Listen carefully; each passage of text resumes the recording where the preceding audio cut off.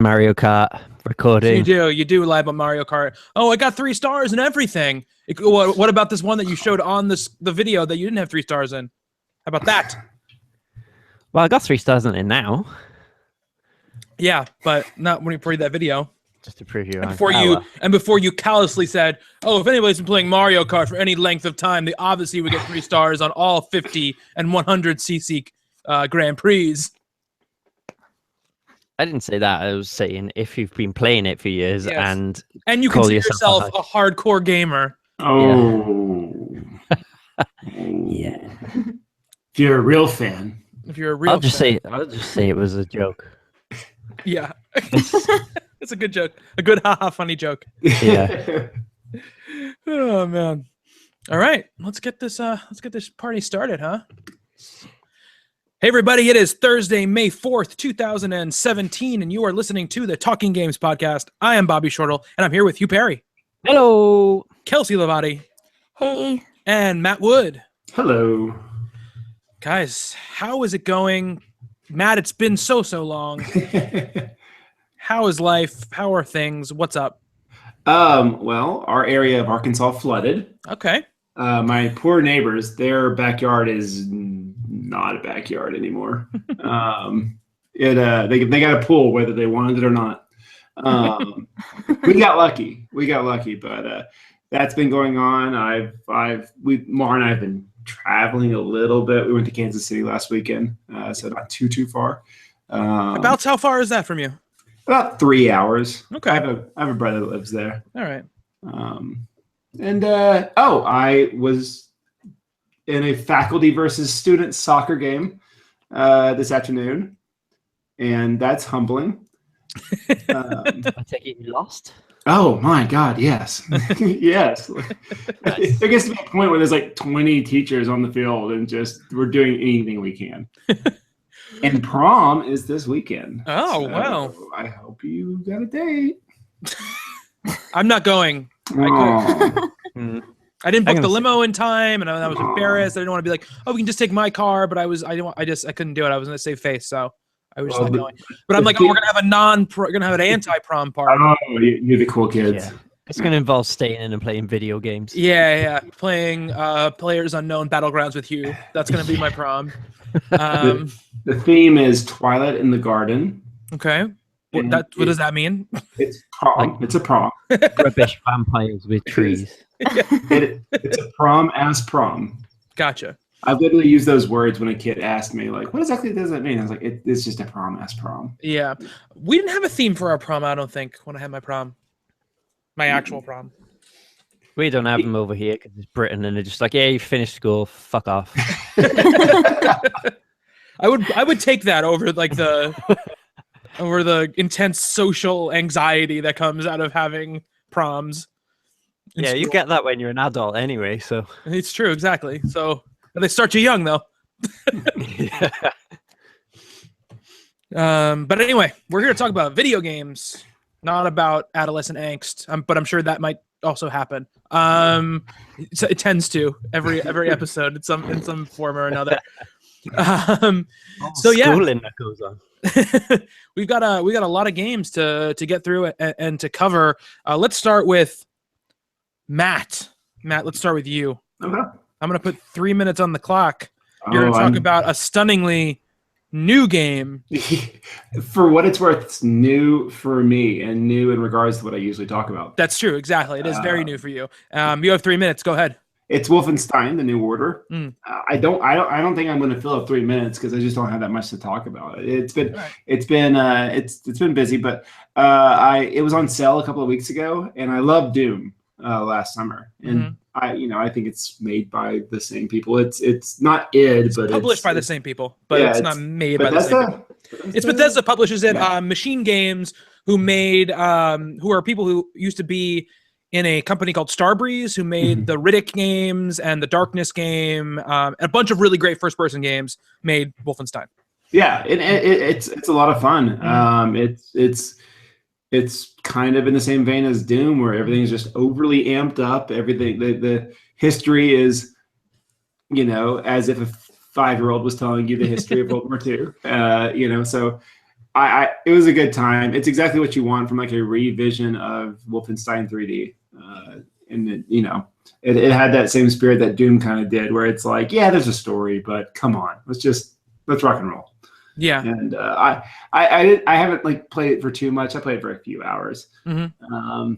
Other than Wolfenstein, it's been I've played a little Star Wars Battlefront because I always play. That's my like comfort food when I come home. It's like, good one. Yeah, you can play for 15 minutes, and have a good time, and get frustrated and get all your curse words that you've built up over the day out. And, it's a great game for that, Matt. Overwatch. I can imagine. It's a very good video game. Ask Cody about that. Yeah. I think any game where you die unexpectedly and you need at least 10 seconds to figure out how did I? Oh, okay, motherfucker. Mm-hmm. Yeah. Yeah. Wolfenstein's a great game. That was I think 2015 that game came out. Wow, that is a very recent game. Yeah, I'm pretty sure 2015. Really, really like that game a lot. Wait, no, 2014 maybe. Oh, it's getting older. Trying to think. No, it was 2014. It was 2014. It's still not retro. Still, it's a very good time. It's a good ass video game. Yeah, I really enjoyed it. I've played a few other things, but nothing overly exciting. I bought X-Men 2: The Clone Wars for the Sega Genesis. Okay, of course. It's just a weird name. And I have a friend that's really, really, really like, he's like my X-Men guy. Like whenever I have a question with the X-Men, which you have plenty of when you read X-Men comics, you just ask him. And I said, it's talking about phalanx a lot. And he was like, that doesn't mean anything good. Don't. I was like, okay. Don't bother. Yeah, exactly. I will say, even though you're kind of early, you're 3 minutes up, but you're early. The story does develop in some interesting ways in that game. It actually makes BJ Blazkowicz like a pretty interesting main character at a certain point. Yeah, it made me decide between shooting like a friend of mine and then shooting like another guy that I was cool with, like pretty early on. Okay. And I tried to do that thing like you do in Metal Gear when you're being tortured, where it's like, I'm not going to play along. And it's like, well, then you're not going to progress in this game. Yeah, no, it's not that kind of game. Yeah. Unplug your controller and put it in a different Exactly. I see you've been playing Doom. I like the GameCube one where he's like, you've been playing Animal Crossing. Yeah. And in the GameCube one, you have to switch like multiple ports on that thing. Yeah. To get the controller thing. Not just 2 ports on that thing, it's all 4. Yeah. It's a weird boss. Yeah. All right, so let's Kelsey, 3 minutes for you. And go. Okay, so I'm still playing a bit of ukulele. I still really like it. They fixed the camera issue that a lot of people were having, so it's gotten a bit better visually at playing it. I still like the levels. I love Laylee. She's so cute. I want to put her in my pocket. She's the best part about it. Then I've been playing NHL 17 again because it's playoffs and my 2 teams didn't make it past the first round. So so I'm like really upset about it. So I've been playing that. And I've also been playing Nintendogs because it was my dog's birthday last week and my mom was like really into it and she was like making like cupcakes and stuff. And I was talking about it with my sister and she's like, oh, I remember that dog game you played.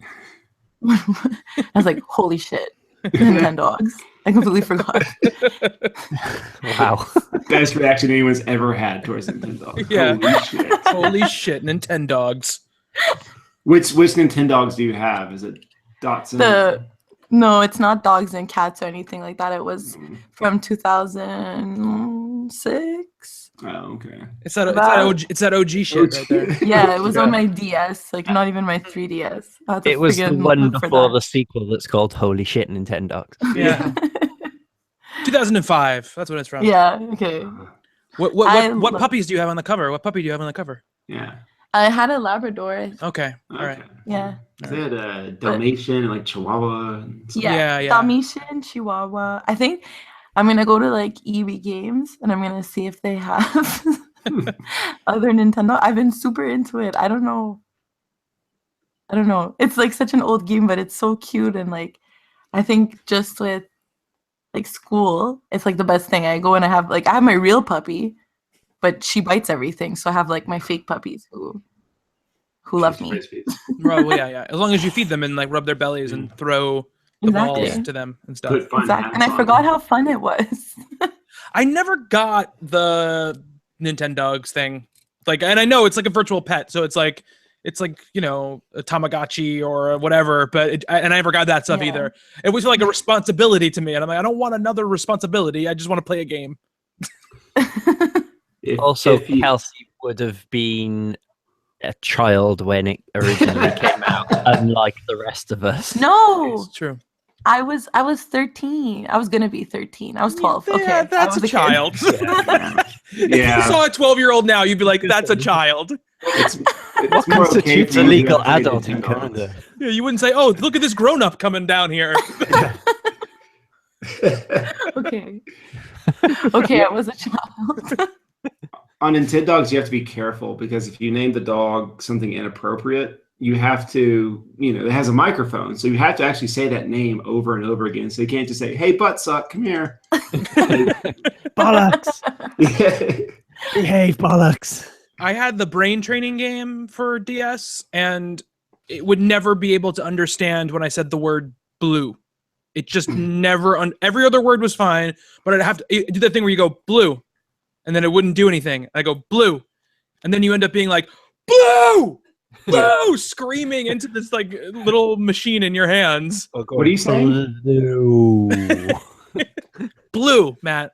Oh, the bear from Jungle Book. Oh, yeah, of course. Mary. Yeah. Okay. Bleu.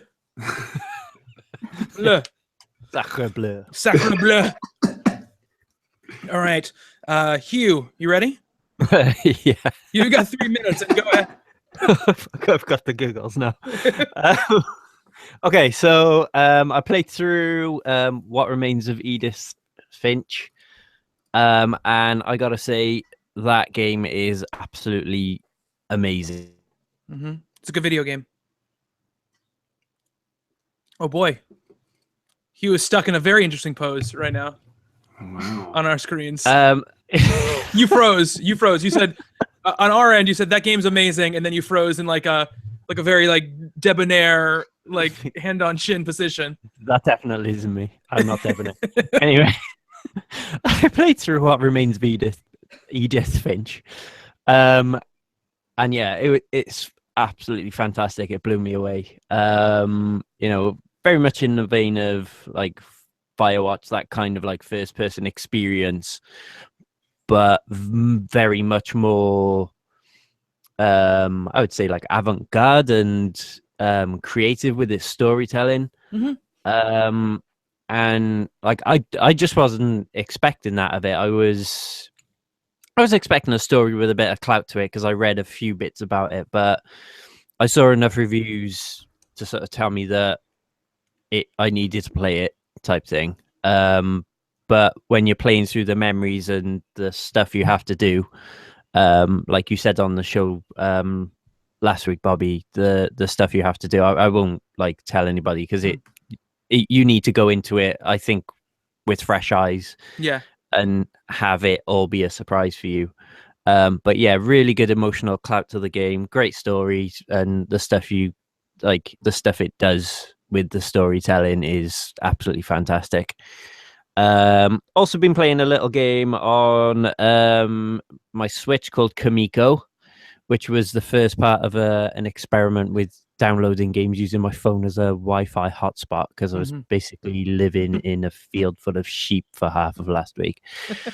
Really cool little top-down game. Kind of looks a bit Zelda-ish. It looks like a Hyper Light Drifter. Yeah, kind of like that. Yeah. And it's really cool. It's like I think it's like 4 different areas at the moment. I'm just at the end of the second. It's 3 different characters, each with different abilities. One's got a sword, one's got like a boomerang, one's got a bow and arrow. And it's just kind of like simple puzzles throughout, and there's just like enemies respawning. Really cheap. I think it cost me about £4.50, something like that. Really fun little game, and I think from what I've heard, it only takes a couple of hours to complete it, and I think I'm about halfway through it, so I recommend that. And the culmination of the experiment using my phone as a Wi-Fi hotspot was downloading Mario Kart 8 Deluxe Edition. I'm going to carry on because for half of that we were giggling and messing around. That's not my fault. That's all your fault. There it is. You started speaking because but yeah, finally, like after years of hearing so many good things about it, finally got to play Mario Kart 8, and I absolutely love it. It's so good to have a Mario Kart game back. That's right. I didn't even think of that, dude. I forgot you didn't have a Wii U. I know. I'm like, what are you talking about? I was like, I played this game 2 years ago. Yeah. So yeah, it's just completely fresh to me. I think the actual. I think I played Mario Kart 7 on the DS, 3DS. Yes. Mm-hmm. But yeah, just so much fun. Just like so many tracks, just so many characters. Like there's stuff to unlock as well with new karts and stuff like that. But yeah, it's just Mario Kart at its best. There's nothing else you can say about it. Yeah, it's awesome because they have all the tracks and racers unlocked from the start on this one, which is great. Instead of making you unlock them as you go. Mm-hmm. Mm-hmm. And as you know, Bobby, I got 3 stars on all of the 50cc. Yes, and 100. Now that is true. That is correct now. If you go back and watch Hugh's first video of his Mario Kart series, where he's telling to get 3 stars on all of the 150cc and 200cc tracks, he makes a very snide comment about how snide at all. Yeah, if you're a true hardcore gamer, you can 3-star 100cc and 50cc without a thought. And then if you look right on one of his 100cc courses, not 3-starred. That crown circuit really tripped you up, Hugh. Yeah, you're really overplaying my. This is fake news, Bobby. But yeah, I made a boo and completely missed the fact that I 2-starred one of them. But I went back and proved booby. Yeah, booby. Thanks. Thanks for that. Bobby wrong. And yeah, I've 3-starred it now, so awesome. Keep that. Yeah, I played it. Actually, I had to do jury duty today, and I ended up getting excused. But I in the waiting room, I was there for like 3 hours or something. I played Mario Kart 8 on my Switch in the waiting room of the courthouse, so that was pretty cool. Though I couldn't connect to the public Wi-Fi, it was being spotty. I wanted to get on. I was gonna like text you, Hugh, and be like, "Jump on Mario Kart, we can play." I'm really excited to like play online with people. Yeah, it's gonna be fun. Yeah. All right, I've got 3 minutes left on this clock for myself, and I'm gonna go here. So last time I was on the show, I talked a little about just starting Nier Automata. I played a little bit more. Enjoying it, not far enough yet to really go too much more into it. Justin talks in depth in the last episode if you didn't hear it. I finished Blackwood Crossing, which is a much like you were talking about before, you had Gone Home-ish, Firewatches type first-person story-based adventure game. Very light puzzle solving elements, mostly just about the narrative. Cool art style, very cartoony looking thing. It's very British as well. It's good. It was very good. I think it was hurt by the fact that I just also finished Edith Finch, which I think is a monumental one of these games, and this is just a good one of these games. But it's pretty cheap, I think, and I think you get it on PS4, Xbox One, or PC. It's a good game. It's definitely worth. It's 2 or 3 hours of playtime, and it was definitely an interesting thing. It's about a girl dealing with tragedy in her family. Her parents have passed away and other things have happened, and it's kind of how she's dealing with it, and it takes on like a fanciful sort of creepy vibe at some points, but it's mostly just kind of honest emotional sort of storytelling. I played through Little Nightmares, which is a game from a studio called Tazier, and it is, if you've played Inside or Limbo, it is a game like that. It is a puzzle platformer with a very creepy vibe.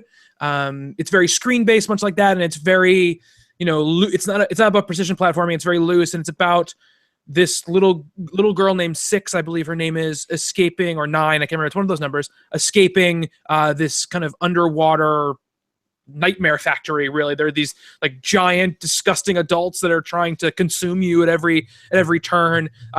Sometimes it is extremely, extremely creepy, like just flat out scary. Other times it's kind of cool. It's not as tight as a game like Limbo or especially Inside, but it's still very good. And again, 3 hours. I think it's $20 on PS4 and Steam. I don't know if it's an Xbox One, but a cool game for sure. And if you like those types of games, definitely something to check out. It's got great music and it's got great style as well.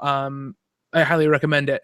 And I've been playing some more PlayerUnknown Battlegrounds. Hugh and I actually played a great deal of it today. Yes. Kind of an unplanned fashion. I talked about it a few weeks ago. It's a multiplayer only game. It's basically Battle Royale or Hunger Games.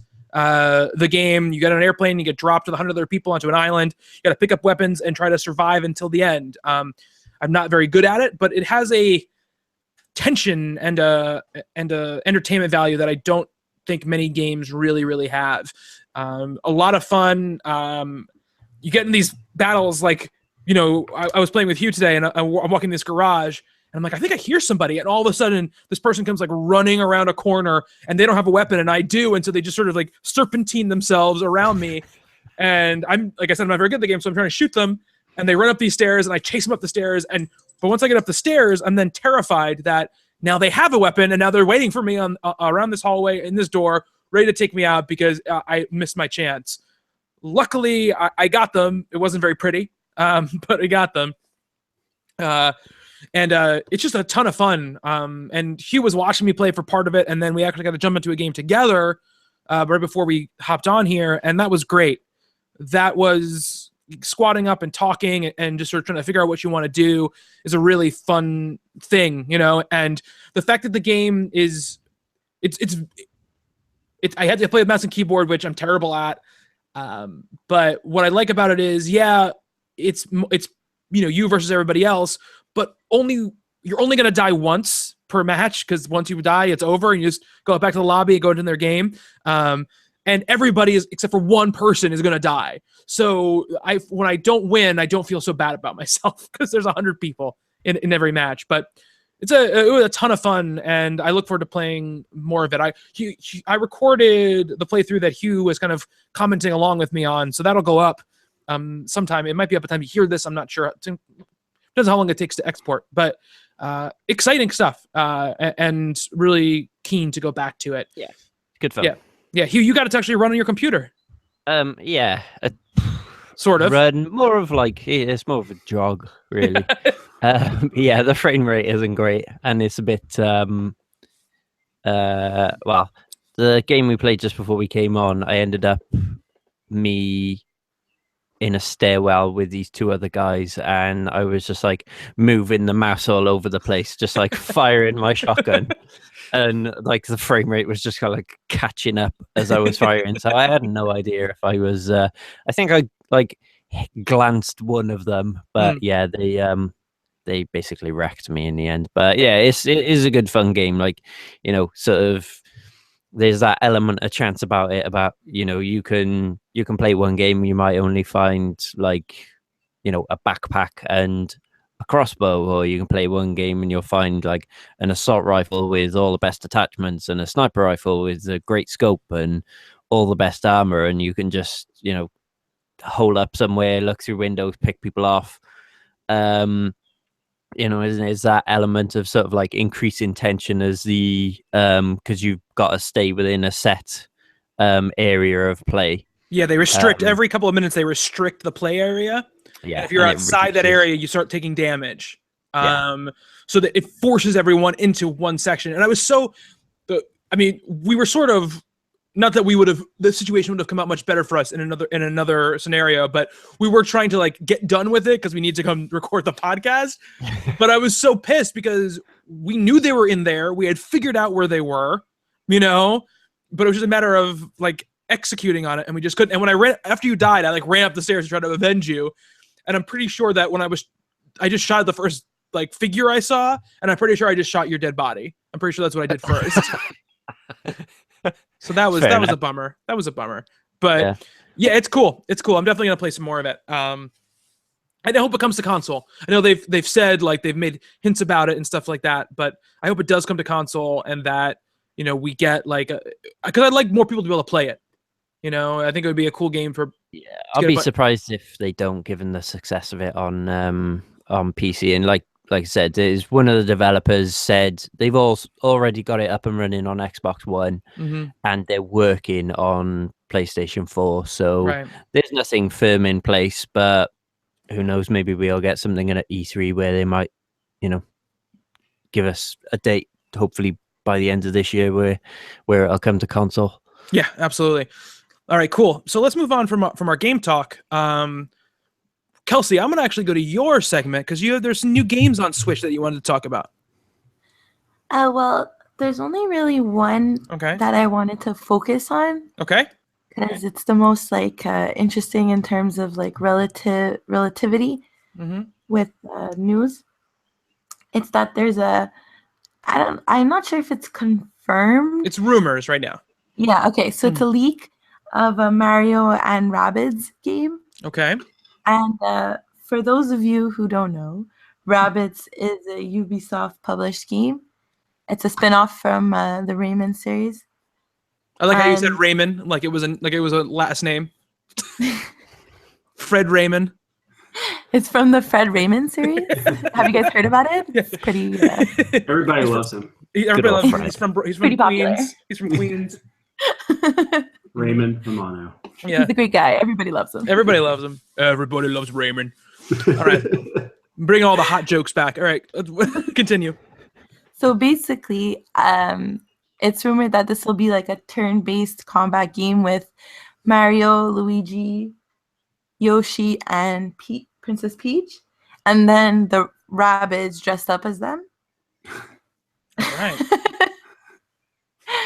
And I thought it was funny because I never played Rabbids. Like I used to open up boxes of the game at Toys R Us and be like, this stupid game again, and I would just fill it because I had so many rows of it. So I have a bad memory with Rabbids.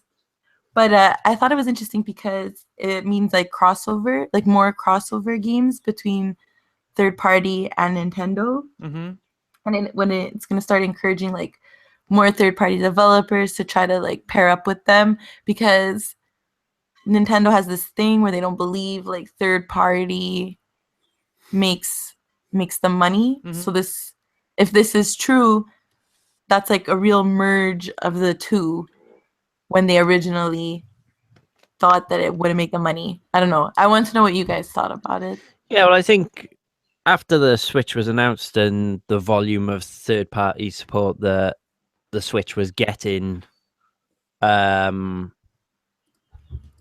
the off, and Nintendo sort of dipping their toe in mobile gaming and so on and so forth.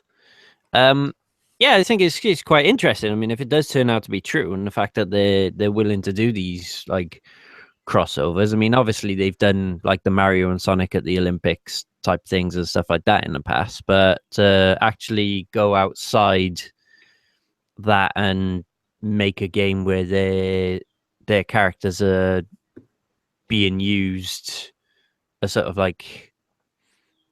for outfits and so on and so forth in other games and made by other developers or co-created.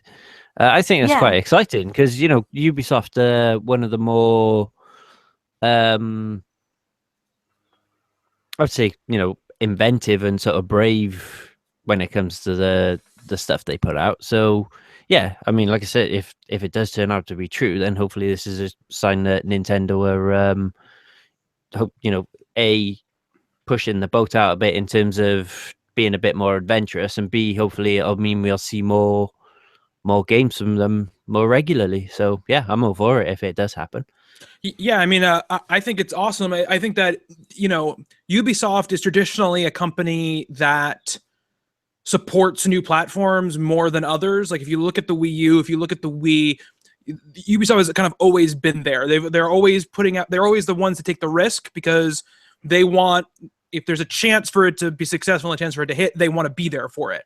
And they don't want to be left behind. You know, you saw like Red Steel and stuff like that when the Wii and the Raving Rabbids game, which is when it started at the launch of the Wii. I think they want to be there. This is cool because this sounds like it has potential sort of like Super Mario RPG aspects to it if it's a turn-based RPG, which could be cool. I mean, of course, they've been sort of carrying that legacy over, right, with the Mario and Luigi series. I think that's the RPG one, right? That and Super Paper Mario, and Paper Mario. Paper Mario has kind of gone farther away from that more recently, but I think that it's really cool to see that this game on its own is cool, and I like the Rabbids. I mean, they got a little played out during the Wii era, but I loved that Raving Rabbids game, that first sort of like mini game collection. I had a ton of fun with it, and I don't know if it was just because there wasn't that much to play at the time, but I really liked that game a lot, and I think that they're funny characters who you can do funny stuff with, and it seems like there's going to be, from reading the Kotaku story, there's going to be some it's gonna be very light in tone. Apparently, they saw art of like the Mario and Luigi shooting like laser guns and stuff like that. So it could be cool, you know. And I think that the more the Switch sells, the more developers are going to develop for it, or at least try to develop for it. And we'll see just how far the power gap is between the two systems, or how difficult it is to port down from a PS4 or an Xbox One to the Switch.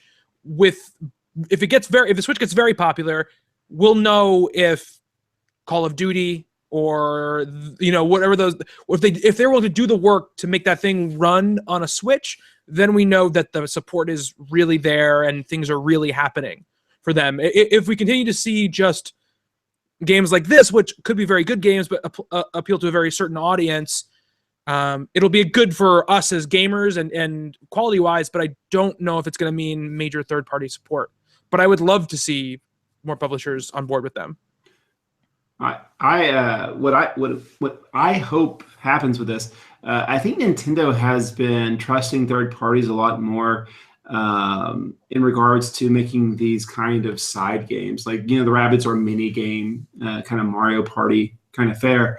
I think Nintendo is keeping their first party studios or publishers. I mean, kind of, I feel like they're keeping them working on larger projects and trusting these smaller projects with some outside, third-party companies. And that gets me excited because it means that their top talent, not that the Mario Party games are bad, or, you know, like that Metroid game. Yeah, they're kind of bad. Yeah, okay.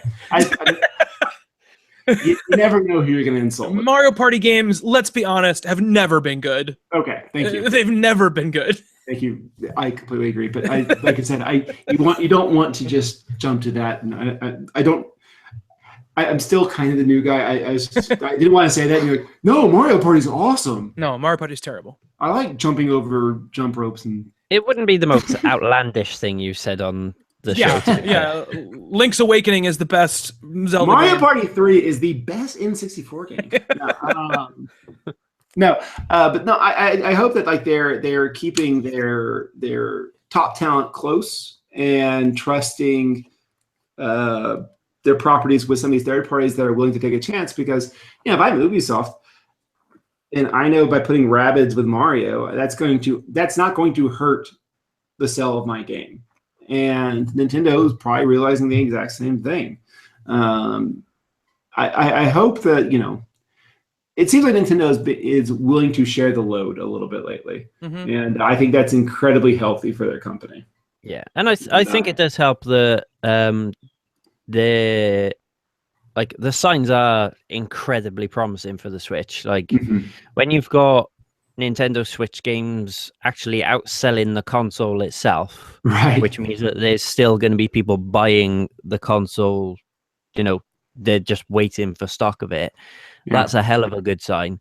And Mario Kart 8 is actually in the UK the first Nintendo game to get to #1 in the charts for 6 years.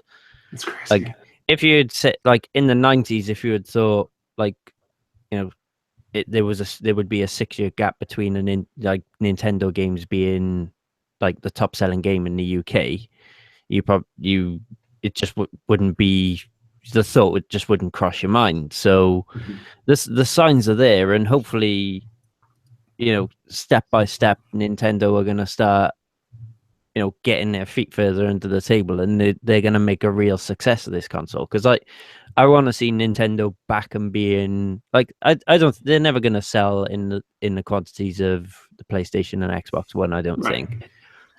But I want to see them make a success of it, and I want there to be great Nintendo games, and I want there to be great games from people other than Nintendo on Nintendo consoles. So, like, any sign like this, and let's face it, these days when rumors like these come out, they're usually not unfounded. So it's probably, I wouldn't be surprised if it is true. Yeah. That, there's a lot to be excited about with the Switch, and if things like this do start coming true, it could easily be like the most exciting console we've had for years, because PlayStation and Xbox One, you just get, it's just the games are there and they're coming out, you're just used to that. But if we start getting this new wave of stuff that is unexpected and original from Nintendo, then hell yeah, let's like it can only be good for the gaming industry and us as gamers. Yeah, the Switch is honestly the way I played Zelda has ruined me for long games, I think, on other consoles. Like, I'm loving playing Persona 5, but I wish I could play it on the Switch in the way I did. That ability to sort of, pull it off and just sit on the couch, while my wife watches something else, while, and I can still sit there and play the game just like I'd be looking on my phone, and that's what playing Zelda did a lot of the time. Was whenever I was like, oh, I'm just going to look at my phone and just going to scroll through my phone, I was like, nope, I'm going to take the Switch off and play Zelda. And I wish I could do that for, everything, but especially long games, because it allows me to play them in a way that more fits my life and my situation, so the more stuff that's on Switch, the better, for sure. I mean, Kelsey, you brought this table. Do you have any thoughts on it? Yeah, I'm excited. I feel the same way about it as you guys. I think I'm not excited for Rabbids specifically. You're allowed to be. It's fine. Yeah. It's not like they're the minions from Despicable Me or something. They're they're likable. That's true. I'm just excited for what will become of this. I don't know, like, everyone always talks about how they would, like, I don't know about you guys, but people I know, they're like, oh, I wish like Mario was on the PS4 because I don't buy Nintendo products, blah blah blah. And so your friends have weird voices, Kelsey. They do. Well, to be fair, if that's the way they're going to be, they probably got funny voices, so it's fair. Yeah. It's true. But I don't know. I'm just excited to see like what else they'll bring. Like for me, it would be the opposite. Like I'd be excited to see what they might bring to Nintendo, or like if this sets off a sort of thing where Nintendo might want to invent like more characters, like based off of other games. I don't know. Like that to me is the more exciting part. And I think that because the Switch, do we know if the Switch sold more than the Wii U? Oh, it's going. I mean, I think it's going to. I think it sold a quarter of how much the Wii U sold in its entire lifetime in the first 2 months. So yes. I think that's it's really trajectory's good. Yeah, it's selling faster than the Wii did, I think. Right now, yes, it is. I mean, I think Wii numbers are something that you shouldn't really compare it to, because that's like a phenomenon. That's like comparing it to the PS2. But if it can penetrate the market the way that the other consoles have, that's what you really just want to see them do at this point. Yeah, the numbers basically mean Nintendo's in the game. And yes. We are not looking at the last Nintendo console. As a matter of fact, they just announced a new Nintendo console last week. Well, it's not really new. It's a new design. Right, yeah. But I was a little blown away by that. I was happy to see that. It's a nice looking bit of kit too. Matt is speaking of the new Nintendo 2DS. XL. Yeah, exactly. But man, they're bad at names. Yes. But no, that looks really, really sleek. I think You know, and I like. We had this discussion when the Switch came out. I like, even though the Switch is portable, there is just a different kind of game that shows up on the 3DS, and it's hard to explain. But I do like that diversity in the line, and I don't know. I would hate to see the portable just go away completely, because as great as the Switch is, it's not completely 100% designed. It has to be a jack of all trades. And I don't know. I'm happy to see that 3DS is not just going away. As a matter of fact, I was at Walmart this weekend and I saw 3DSs on the shelf, and I haven't seen that in forever. Nice. Yeah, they're finally getting stock back. I mean, I don't care if the 3DS. I don't if they're gonna. It's fine if Nintendo has a handheld device that they put out. I just want all of those games to also come to the Switch, because I want to play them, but I don't want to have to play them on two different systems. No, and I understand that. Convenience is definitely important. Totally. Yeah, I mean, so Kelsey, I mean, we really went far off your question, but yes, it's going to sell more than the Wii U sold. Yeah. Yeah. And it won't be a failure for them, which is good, which is a big thing. Mm-hmm. Yeah. Amen to that. Amen to that, indeed. All right. Kelsey, do you have anything else you wanted to say about the topic? No, not really. I just wanted to talk about like crossover stuff, and we spoke about it. So okay. All right. Awesome. Hugh, you want to talk about esports because you are a professional video gamesman. Yeah, hardcore. Yeah, hardcore. Yeah, hardcore. You should see him with a mouse and keyboard. He's like a like a drunk. Yeah, like running into doorways and stuff. Yeah, like a drunk who also took muscle relaxers because he can't move his appendages. Yeah. Mm-hmm. Yeah. So it's just something I've been like thinking about recently, because there's this whole thing like I've been speaking about in the Discord chat.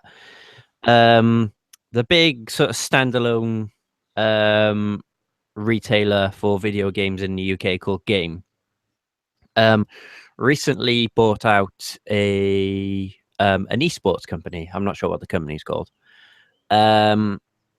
And started converting all of their stores. So each one has, or the larger ones in bigger cities, I'm not sure if all of them have them, but they've all now got gaming centers in them called Belong. And they're really cool. They must have spent a hell of a lot of money on these things, because each one have got, I think it's 12 stations. Each station has a PC that's worth £1,700, a PS4 and an Xbox One connected up to it. And it's reasonably priced too. It's like £3 for an hour, £5 for two. And they're loaded up with everything. You can go in, sit down, play Overwatch. You can even log into your own Steam account and, just do what you want there.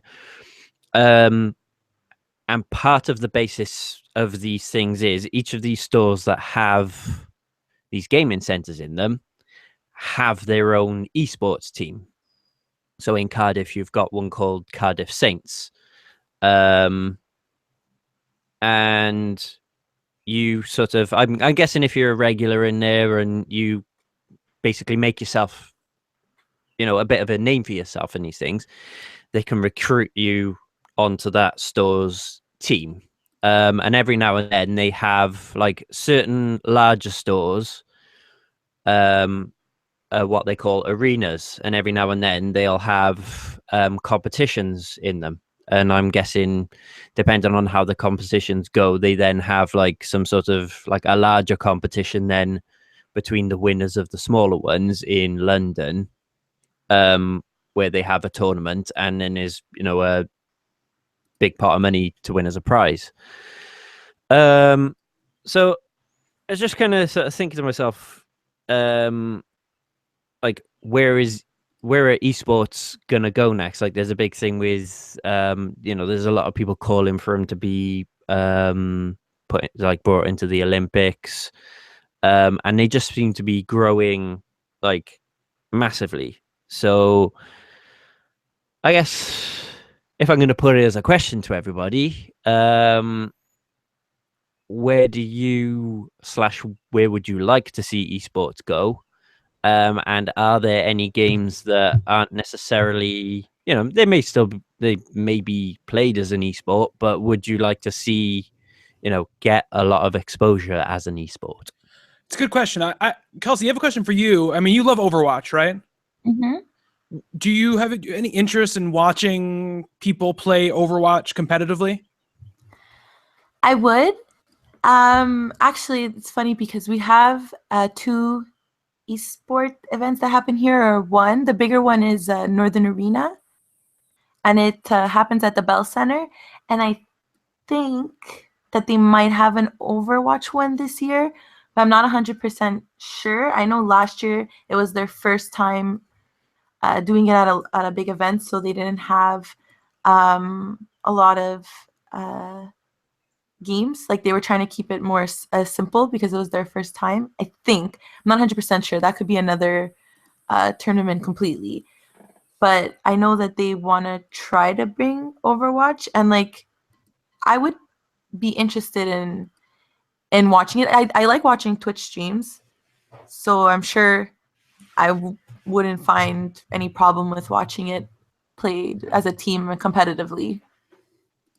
Okay, cool. Yeah, I mean, I know you. I think of the people on this show, you watch the most or close to the most, like people playing through games.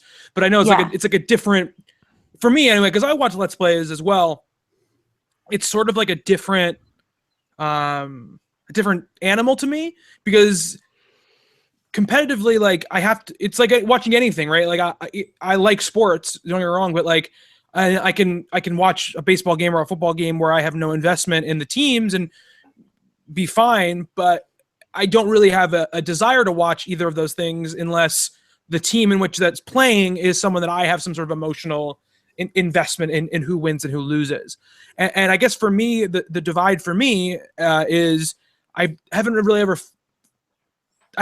the work or spent the time to find out, are there people who I would like in this space playing games that I'm interested in, because, some of the games that are often the most heralded for esports are games like Dota and stuff like that, which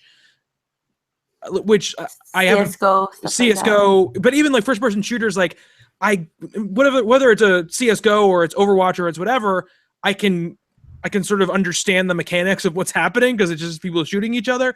But something like Dota, I understand the basic idea of what they're doing, but the strategy and levels of play are just completely beyond me, right? Put that in addition with not having teams that I care about, it's tough for me to get into that stuff. I think the thing that Overwatch is doing with like the location-based teams, with like the league they're starting, where there's gonna be like the New York Reinhardts or whatever, and you can decide to root for a team that's from your area. I think that's a great way to get people in, and to get me into it, because I can go, okay, I don't know anybody who plays for the New York team, but they're from New York. I am from New York. I watch sports, so I know the basic insanity of rooting for something just because the team is based in the location that you're in. Exactly. I can get into this. That's my sort of like why I don't think I've ever really gotten into it, is because of that. Is because I don't have a rooting interest in anything. So yeah, I mean, I watch a lot of Twitch streams. I watch a lot of Let's Plays, but again, that's just because I like the personalities who are playing the games. And sometimes it's cool to watch them play games that I'm also interested in. But the competitive stuff, I just never have found anything to sink my teeth into, I guess. Matt, what about you?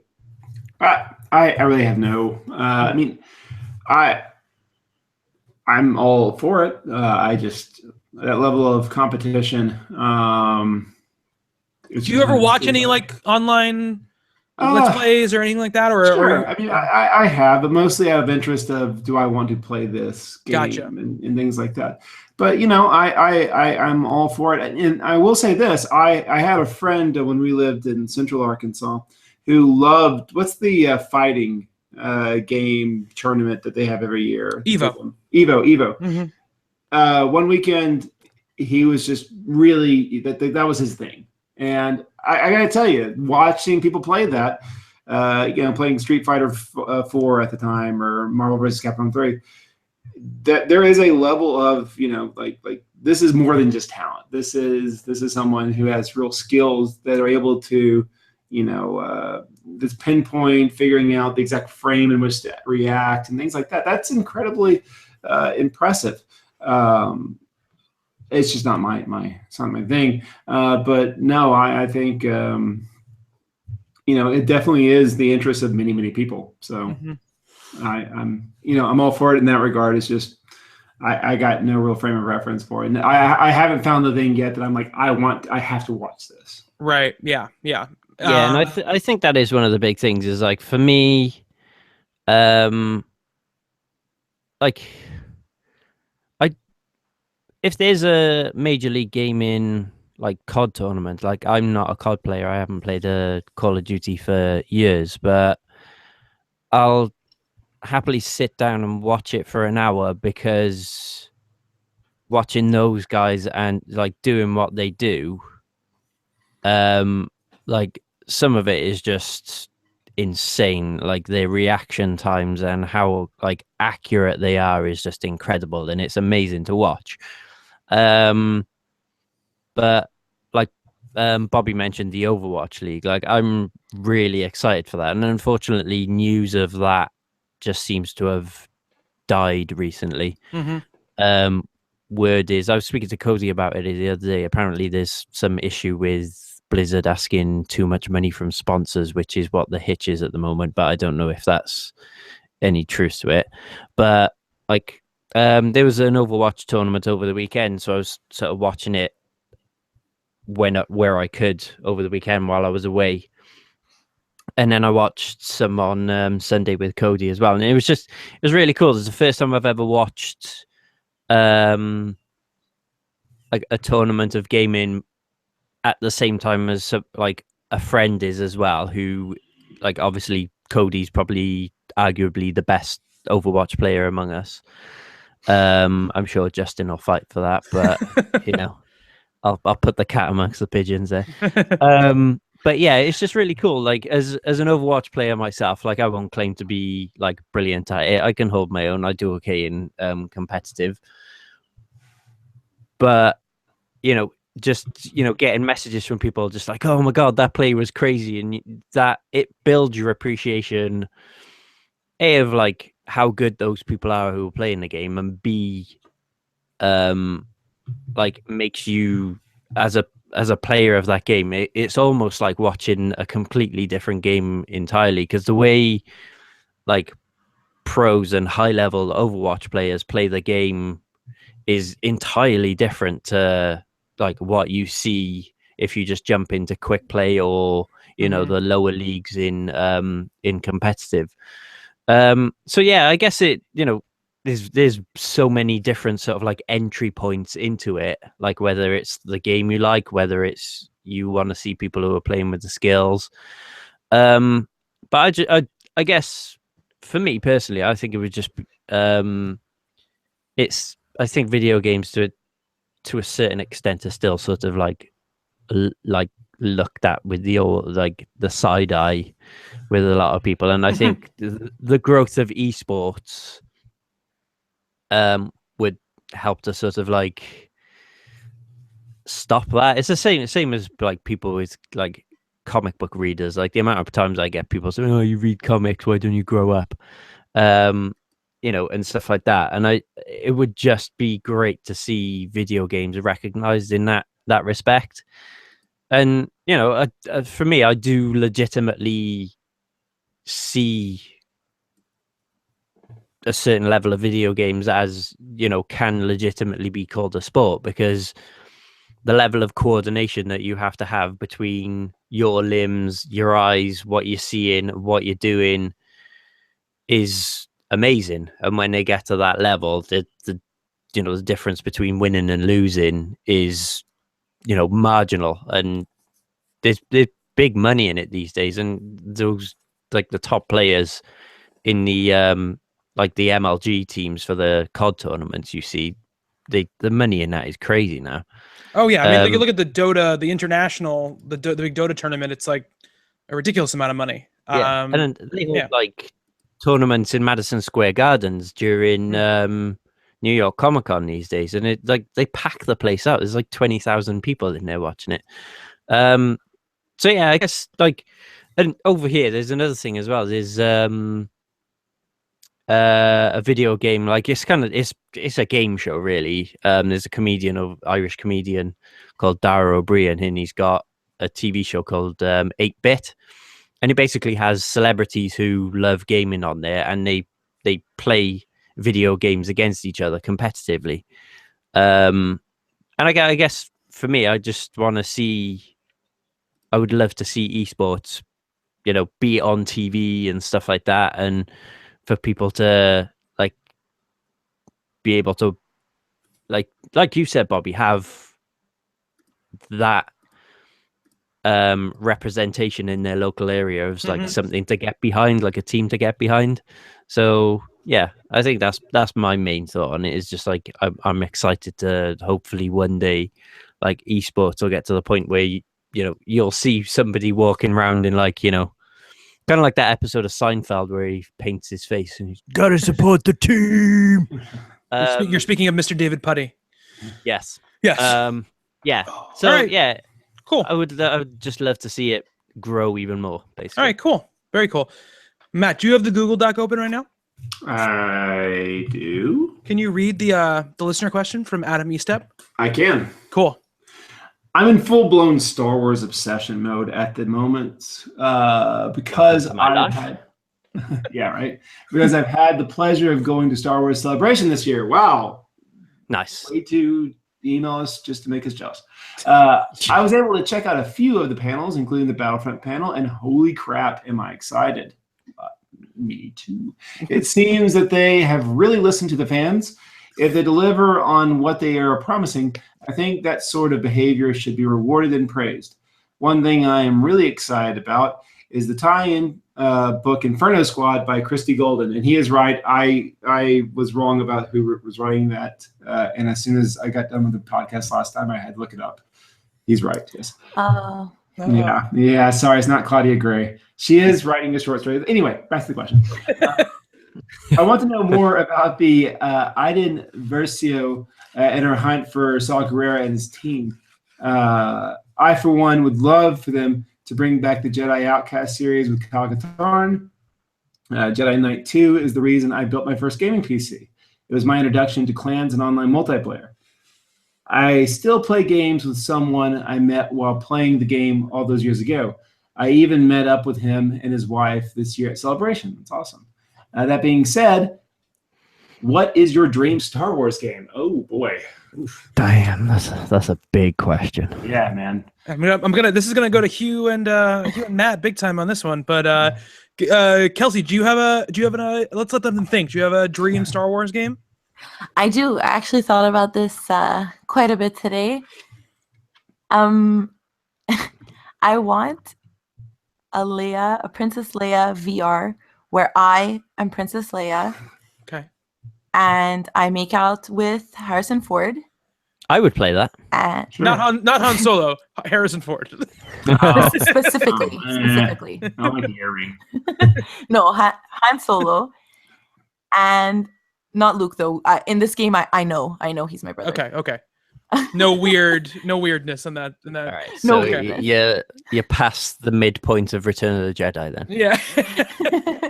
Yeah, but I think it would be cool, like, to have a sort of game like that where you could be the character and like maybe I wouldn't play Leia's arc in the movies exactly.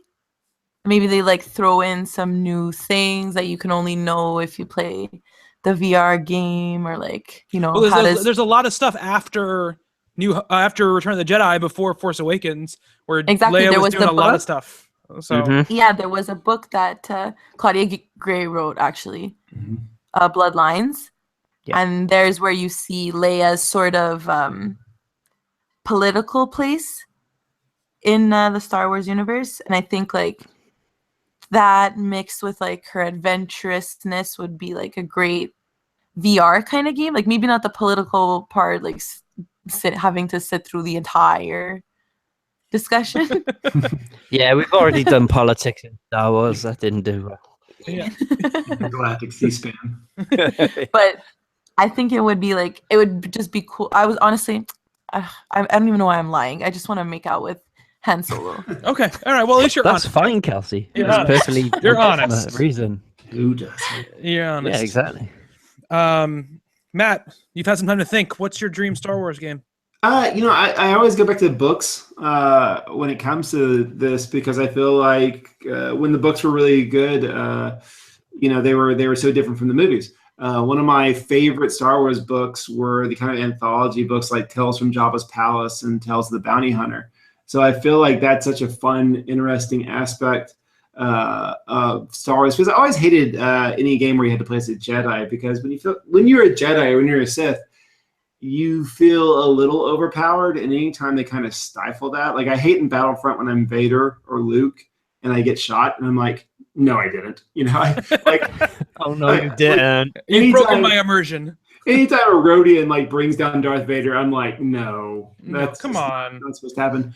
But like bounty hunter stuff, that's why 1313 was such a bummer when it got canceled, because that was going to be the grungy side of Coruscant. That was going to be the Skid Row, and people were really, really excited, because that's, ask anyone about the Clone Wars era, like one of their favorite characters were going to be like Hondo or Cad Bane. That kind of scum, sleazy guy. It's the element of why people like Han Solo so much. Mm-hmm. Just, I would love to do something along the lines of like a Jabba's Palace or like the underworld of Star Wars, because it's fascinating, especially around the Galactic Empire era. Gotcha. Right. Totally. Yeah. What about you, Hugh? Well, first of all, it would have to be developed by Naughty Dog. Okay. And what I would love to see, I think, I think it was Rogue One, when Rogue One came out, and after seeing that, and I was kind of thinking it's nice, like that film was the first sort of real showing of like the down and dirty of the rebellion. Mm-hmm. So what I'd love to see is just a Naughty Dog game about like a small group of just like a squad of rebels, where they're not looking for anything like the Death Star plans or anything like that, but just sort of telling their story through their time in the rebellion and the missions they go on, and their relationships with each other, and how they sort of like intertwine with like the larger like Star Wars universe. Like I always enjoy playing, if a game is like part of something that's has a larger universe. Mm-hmm. Like if you're playing as someone and you sort of intersect with like something from like the timeline, but you're only sort of going through it, so it's kind of like that sort of you wave to it as you go by type thing, and just have like just sort of the story of this group of rebels told from their point of view, as maybe they go through like the time period of like the original trilogy or something like that, where the stuff with like the Death Stars going on, but they're elsewhere sort of doing missions to help out with that, like maybe like sabotaging Imperial transports and stuff like that, so they don't have enough supplies to stop TIE fighters getting to the Death Star and stuff like that. Mm-hmm. So that would be really cool. But yeah, I think, what else was it I was thinking of? I think you might be. I mean, we don't know what the game is, but that game that's being developed by Amy Hennig's team at EA, the story-based game, I think is going to be. What we've seen of it seems like along the lines of what you're talking about. Yeah, and I would love to see, even if it just isn't like a full game, I would love more like X-Wing VR missions, because the one that came out for Battlefront was really fucking cool. You probably get more of them in Battlefront 2, I'm going to guess. I hope so. So that team is working with the core team on stuff for the game. For me, like Matt, very similar to what you said, I don't necessarily need to be like the scum underbelly stuff, but I would like to be taken away from the main theater of conflict in the sort of Star Wars universe. I don't necessarily want to be like the team on the ground that like, oh, look, the Death Star is up there and it's going to explode. And oh, we're not part of that story, but we're right near that story. I don't want it to be that.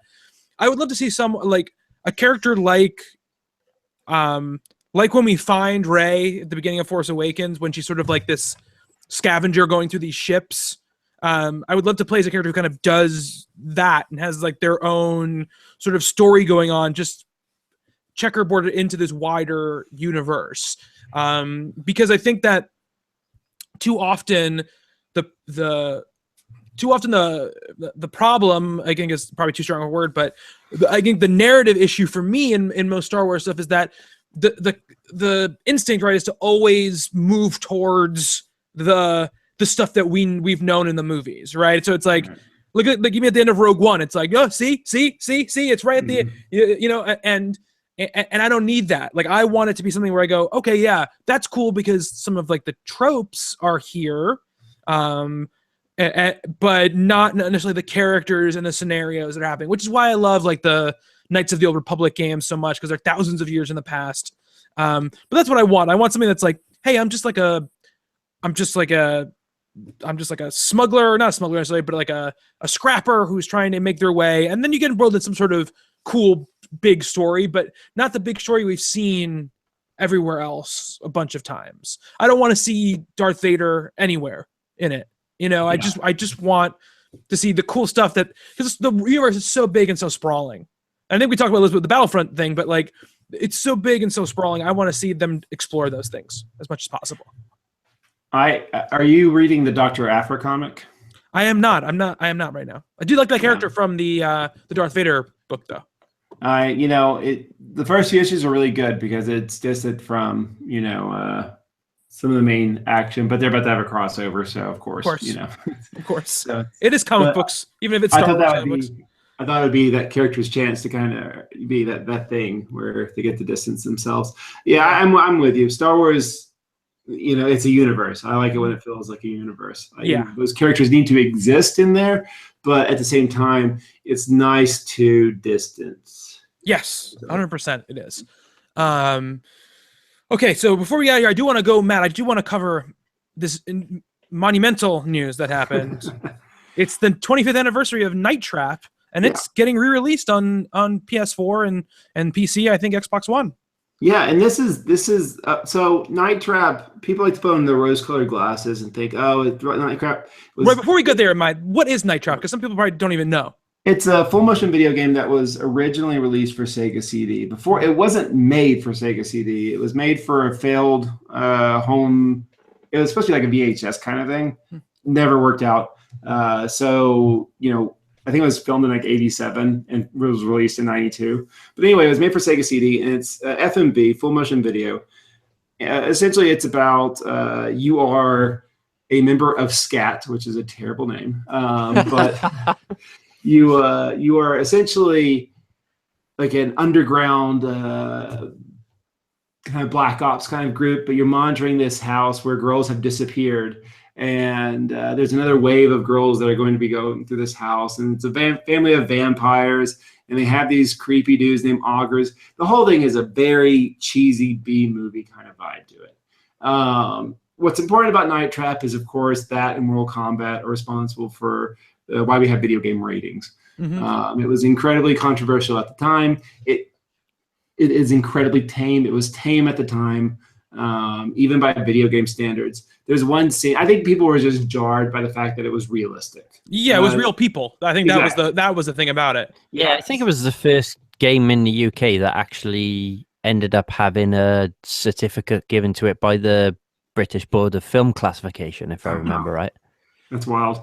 That's awesome. And this this is an important game. It's not a good game. The problem with this game, I actually didn't want to talk about this earlier, but I have been coming back and playing some Night Trap, the Sega CD version, and it just brings all those memories back of, oh, this game is actually really bad, because in order to see everything, you have to play it like 8 different times, because you're constantly jumping from, you have a security camera in every room of this house, and you are trying to trap these creatures called augurs, which are trying to kidnap the teenage girls and everything.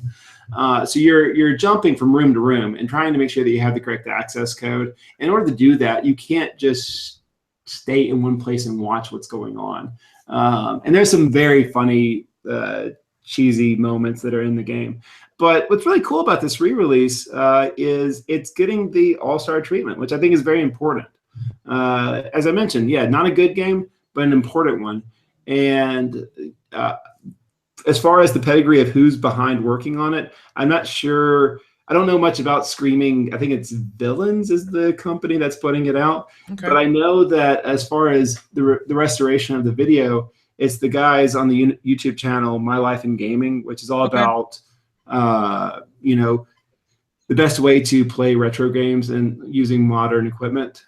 It's a fascinating rabbit hole to fall down.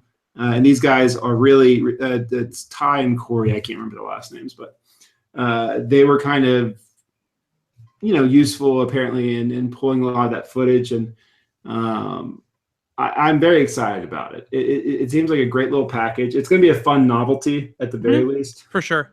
You'll get some good streams out of it too. People will stream it and it'll be funny. Absolutely. And there's right now you can go to nighttrap25.com. You can download the song Night Trap for free, and you can grab a tennis racket and sing into it all you want, just like the girls in Night Trap do.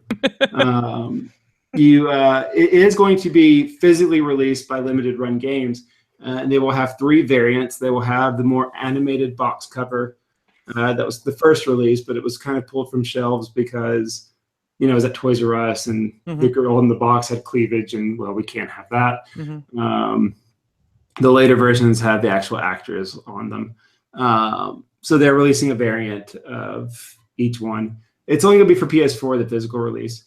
But, I think I like seeing stuff like this. That's why I was really excited about the Disney Afternoon thing. Yeah. And my main reason why I'm excited about Night Trap being released is Sega CD games don't exactly get the re-release treatment, and it's a console that people are pretty hard on because of games like Night Trap. There are a lot of really cheesy full motion video games, some that are incredibly hard to play. But there is also Sherlock Holmes Consulting Detective, yes, which is awesome. There's Prize Fighter and Road Avenger and everything else. Yeah. But the Sega CD is an excellent system. So I'm happy to see that. I'm happy to see this restored footage because I've only seen Night Trap played on the Sega CD, and to see this, even in the commercial they have for it, some of these clips that are like kind of burnt into my memory, to see them like cleaned up and restored, it's really surreal. It's a weird thing to see.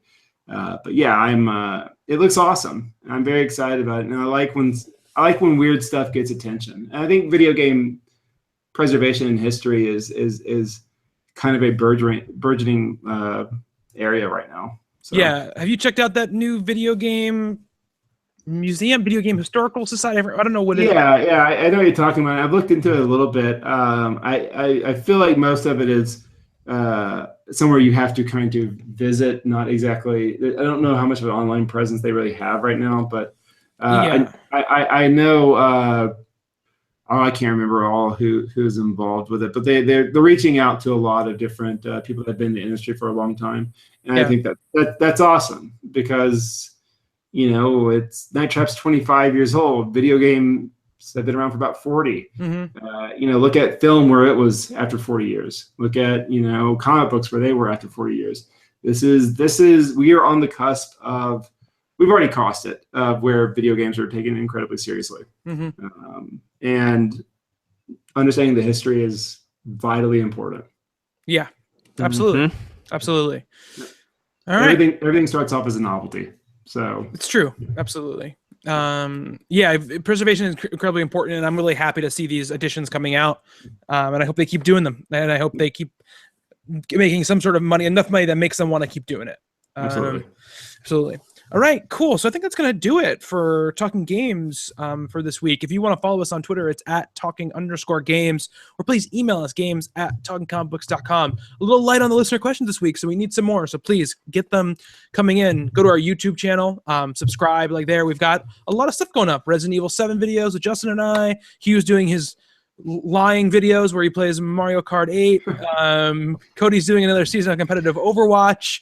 We got other rants. So there's going to be a Battlegrounds video going up. So if you heard us talking about it and you're interested in what it is, it might be a cool thing for you to check out, watching somebody who's horrible at it play it. I really want hardcore Hugh to become a thing. This is a video of me trying to shoot people while running into door frames in a video game. Yeah, Hardcore Hugh is a good name for a series of something, for sure. We'll keep that every in episode the back he rips burner. his shirt off. Yeah, absolutely, yes. Hardcore Hugh Parkour. Yeah. It's gonna have to buy a lot of t-shirts. If you want to follow me on Twitter, I'm at Bobby Shortall. Hugh.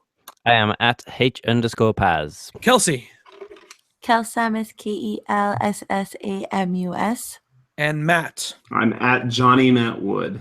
All right, awesome. Yeah, so check out the website, talkingcomicbooks.com, for all of our reviews and bevy of podcasts, including legendary runs with Mr. Matt Wood right here. But yeah, that's going to do us. That's going to do it for this week for Talking Games.